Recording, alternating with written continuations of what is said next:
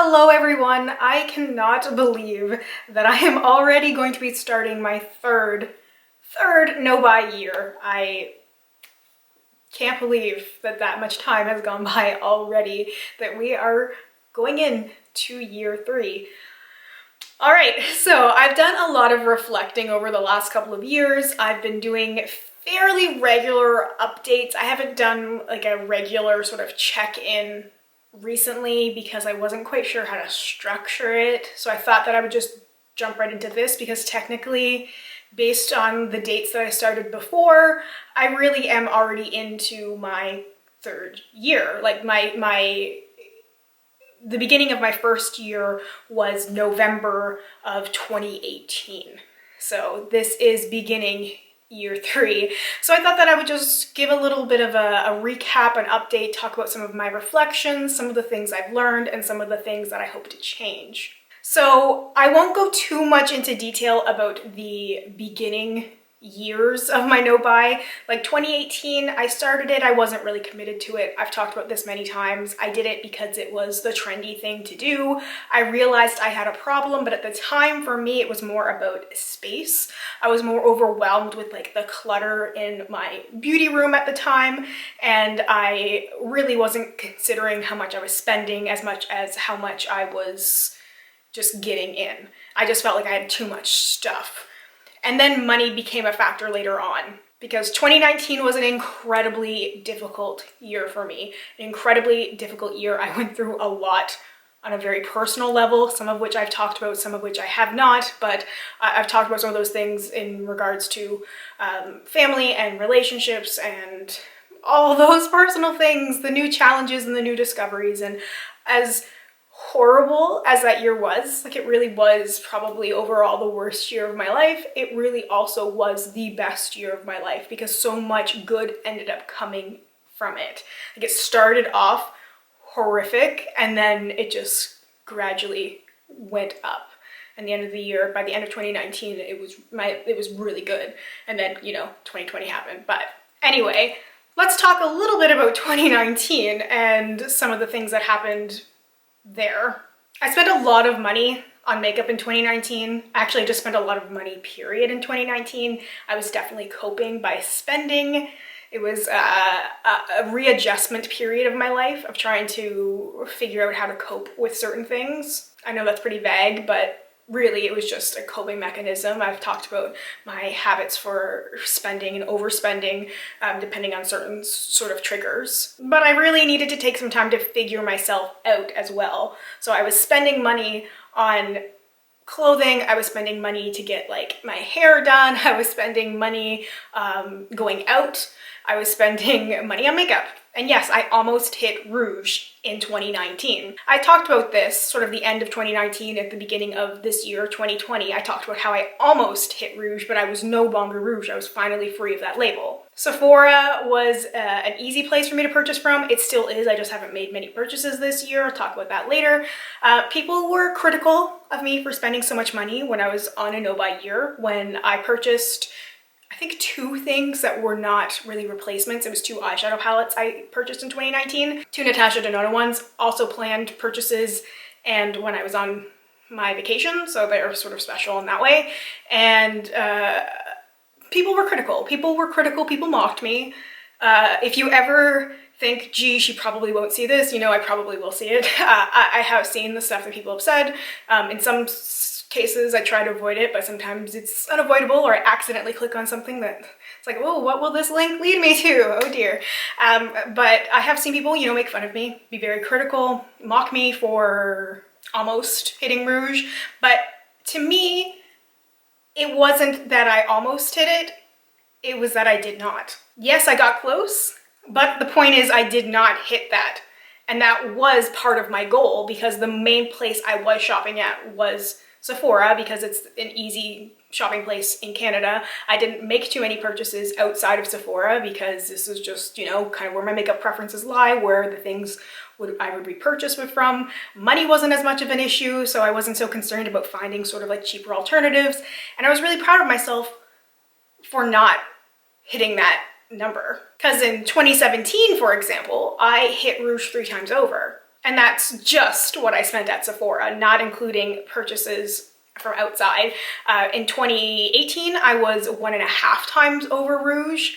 And then in 2019, I was under. I think I was around 150 to 250 under. I don't have the exact numbers in front of me because I haven't gone through my Sephora account, but I was approximately like 250 Canadian dollars under Rouge in 2019.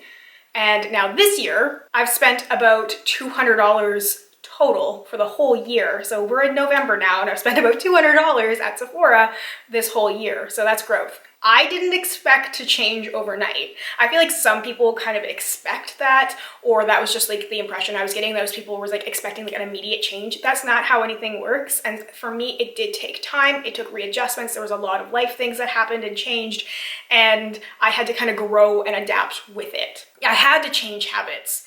It wasn't because I wanted to, it was because I had to. Financially, I had to. So my financial situation is the exact same as it was at the beginning of this year, as I talked about. I'm in my own space, which is like part of the reason why I wasn't so accountable in 2019 was because I was living somewhere rent-free.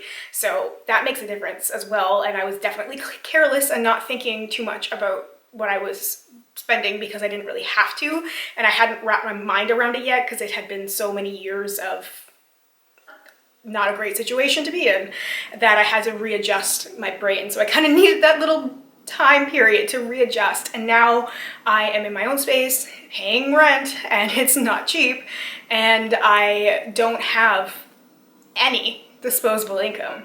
I've made a lot of cuts from my life out of necessity. It's not pretty.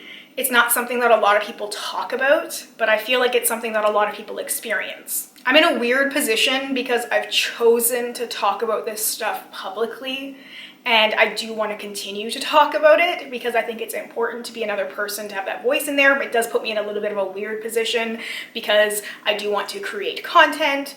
I do try my hardest to be part of like some sort of social media world, although I'm not very good at it. I still try, and it's difficult when you don't have the money to compete with people. It also means showing and talking about the bad things that might bother people. I've certainly seen this as well, that people interpret some of the things as complaining when I'm simply just talking about my reasoning, talking about what's going on in my head. It's not just me saying like everything's horrible and everything's awful. It's just, I'm not putting on those rose-colored glasses. I'm just saying this is how it is and this is how it makes me feel.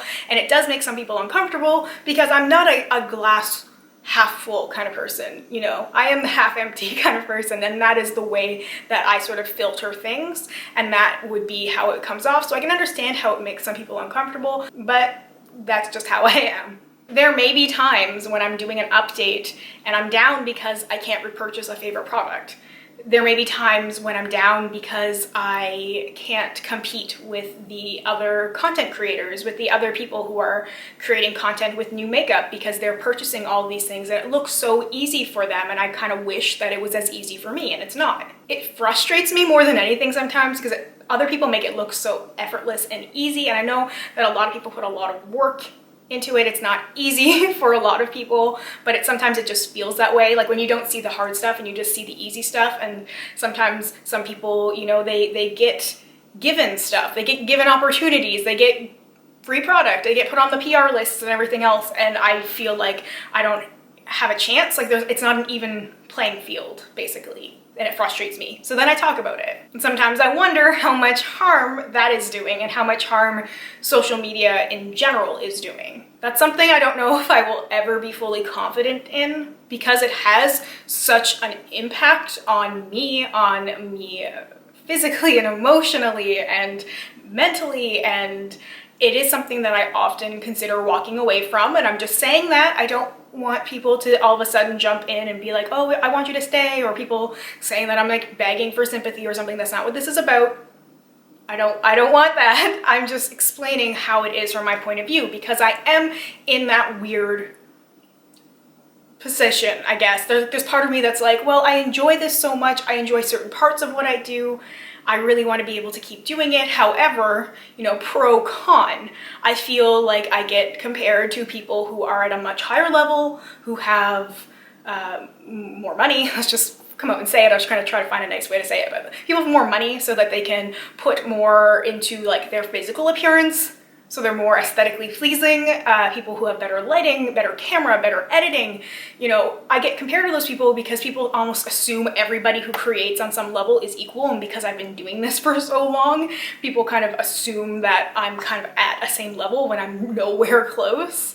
And so that wears on me quite a bit. But I'm just sharing that because it's a personal struggle that I have, because I'm constantly trying to find that balance between like my everyday life and also creating content. It's really difficult, I find, to have that sort of balance because it's hard to know where you fit in. So many people are either doing this as their job or trying to make it their job, and I'm just kind of like floating in the middle, just doing my own thing. And then that's also difficult because I don't get included in a lot of stuff. Anyway, it's a whole other thing, whole other rant.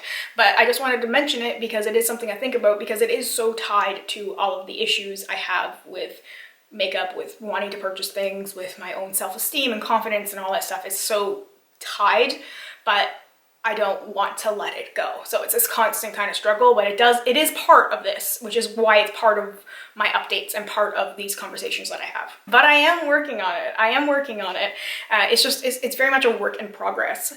And I'm sharing these things because I hope that if other people are feeling similarly, that it will help them. And you will know that you're not alone, because it's so often glossed over. Like everything looks sort of easy and beautiful and filtered, and it's just not like that in real life. So I still want to share all those issues. I still want to talk about all the good and the bad. So I've talked about some of the bad. Some of the good is I have been very fortunate to receive product. I am on PR lists. I have been incredibly lucky that I've made some incredible friendships with people. I have had people offer to send me stuff. There's been people, like, I've turned down a lot of stuff. Let me just say, I have turned down a lot. I'd say probably 95% of the things I get offered, I turn down. I do oftentimes have people, like subscribers, want to send me stuff, and I turn a lot of stuff down because it makes me uncomfortable to accept those things. Like, I've had many people want me to have like a PR box so they could send me stuff. People, like, I don't need stuff. It's so appreciated. I love it so much when people think about me, and it really is like the thought that counts most of the time. So I do consider myself very lucky for all the things that I have received. There's not a day that goes by that I'm not thankful and I'm not using something that was a gift from a person or a brand or something that I'm grateful for. Like, I'm wearing stuff on my face today that was PR gifted. I'm wearing stuff that was, you know, gifted from friends. And like, I've been so fortunate to have also made such friendships with people.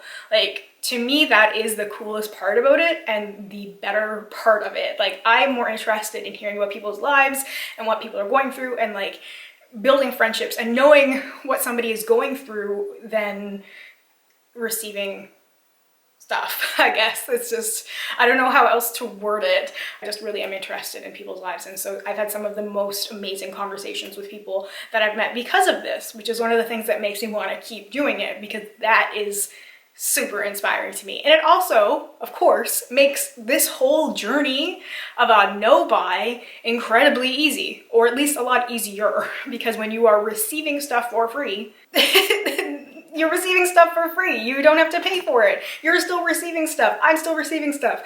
And it's a completely different space and place than I know a lot of other people are, because a lot of other people don't have the luxury of making brand connections, making connections with people who are able and want to gift you things. Like, I know that's not the experience for other people, so I'm cautious about that, and which is why I kind of want to avoid talking about some of that stuff, because it is a different experience. It doesn't make all aspects of my life easier. It doesn't mean that I'm still not frantically thinking about how I'm going to afford Christmas or whatever else, but it does make a lot of things easier, because I don't have those same triggers of like waiting for packages to arrive, because I am semi-regularly receiving product. That is one thing. I don't have to worry about like replacing certain products because I'm getting new things. So I've been very lucky, and I feel like I've received sort of like a really good amount of product. It's been a manageable, I guess that's the word. It's not like overwhelming amount. I don't know how some people do it, like the bigger influencers who get like those massive amounts of PR packages. I think that would be incredibly overwhelming, and I feel like I've got like a good manageable amount, and it makes my position incredibly lucky. And I feel bad about complaining about the other things because that is such a good positive perk of everything. It just doesn't take away from the bad things either. It really is just a pro, and I feel like I can't not talk about it because it is such a unique thing. And I feel like most people who would be in a position to have some kind of platform, no matter how small, that you still would potentially be able to receive stuff, which puts you in a different level. Sometimes I do feel like maybe I have gone too far in one direction, like for not purchasing things. Like I will freak out if I think, oh my god, I need a new foundation, and I'm like trying to like make everything last. I'm like, chill out, you can spend, you know, $15 on a foundation, it's gonna be okay. But then I always, you know, I'm trying to be like, well, I'll just use concealer instead, I'll use this product, I'll mix this, I'll mix that. I'm like, I finally had to let go of an expired foundation because it was causing me breakouts. It was the only thing I was using. I was like, why am I still breaking out? Because I was using an expired foundation that was irritating my skin, but I was so afraid to let it go because I didn't want to buy a new thing. That's sad. That's sad. So that's something I have to work on, because it's like I would be able to have like a little bit of money, not like every single month necessarily, but when I did need to purchase things. I try and save like my YouTube money so that I can use it if I need to like repurchase lights, because light bulbs for my studio lights are very expensive, or if I need like specific like filming makeup products that benefit me in whatever way. Like I know I'm gonna need lash glue, so I just put all that money aside if I'm lucky to get money from YouTube in order to be able to have it kind of fund itself. If that makes sense. I'm sorry if I'm not making a whole lot of sense today. I just had this idea to do this video and I feel like I'm rambling, but anyway, moving on. I know a lot of people have also complained about the no buy label. I kind of agree with you at this point because it's more of a lifestyle. However, I don't know what to phrase it as, and I feel like no buy is what has kept me in check the most, because to me it's about not buying things. And yes, maybe I need to loosen up a little bit because there are some things that I would like to buy in the future, you know, repurchases. It's hard, like, I feel like everybody has a different name for it, and some people call it like a replacement only no buy, but I feel like that's too long of a title, you know. I just want something short and sweet, and it's not really a beauty budget because I don't have a set monthly budget. It's not a low buy because I'm not really buying things I don't need. Anyway, I think I'm just gonna stick with the no buy. I hear your complaints. However, it's what works for me. To sum it all up, I have 10 things that I have learned and 10 things that I want to work on. So I will share those with you. I did write these down. So number one, for things that I have learned, take time to think about why I want things. It's not always pleasant, but it always helps. Number two, social media isn't everything. I don't owe anybody a pretty face. Number three, I've never regretted not buying something. 4, the impulse and desire to buy does disappear. Sometimes it takes a while, days or even weeks, but it always goes away. Number 5, I'm stronger than I ever thought I was. Number 6, my opinions are what matter the most to me. Number 7, I have a lot of product, even when it doesn't seem like it. Number 8, I've rediscovered a lot of products I've forgotten about. Number 9, I can do a lot with what I have. Trends go in cycles. If I take care of my stuff, I'll still have it for when it comes back again. And number 10, my preferences are always changing and my inspiration comes from a wide variety of places. Okay, and for the 10 things that I want to work on, number 1, compare myself to other people less and don't pay as much attention to other people who compare me. I am who I am and there is no one else like me. So I gotta remember that. 2, learn to say no more. 3, don't be afraid to buy or work towards products you really do want or need, like a new foundation or liquid eyeliner. It's a thing that I do really need. 4, practice more, try new techniques. 5, rotate through products more, start a makeup basket or some kind of project so I don't get stuck in a rut and get bored. Number 6, spend less time on social media. The more time I spend, the worse I feel about myself because I'm not as pretty or talented or connected or rich, etc. Enough. Number 7, find hobbies outside of makeup, outside of YouTube. Number 9, what other people think of me is none of my business. And number 10, confidence. I was once told a long time ago to fake it till I make it, and I need to bring that back in my life in all aspects. Let me know if you have any questions, if there's anything you'd like me to talk about more in regards to my no-buy, in regards to reflections or journeys, or if you have any thoughts on how you would like updates to be structured in the future, please let me know. I know I was intentionally vague on a few things, and I've had a lot of personal questions, people wondering about personal things. There's a reason I've been kind of vague about it. It's all about that sort of balance. And, you know, as I mentioned a few times, people aren't really the kindest on the internet, so I don't want to be spilling all of me when I can still kind of keep some of that kind of tucked away, because if I reveal like every single detail and I go too much into detail about like family stuff, relationships, ASD, mental health, everything, there'll be too much that other people can kind of rip apart. And I don't want to allow that right now. I may get to a point later, but just for right now, I'm just trying to keep a little bit vaguer on some of those things. So anyway, but do let me know if you have any questions, if there's anything I can clear up, any comments, concerns, whatever you may have. Let me know if you have any other video suggestions, requests. Please let me know. I feel like I may be struggling a little bit. People are not as interested in the content I create, so I would love to be able to create some stuff that people actually want to watch, because that's also part of the fun and kind of the reward. So anyway, thank you so much for watching. I hope you have a wonderful day or night wherever you are, and I hope we get a chance to chat soon. Bye for now.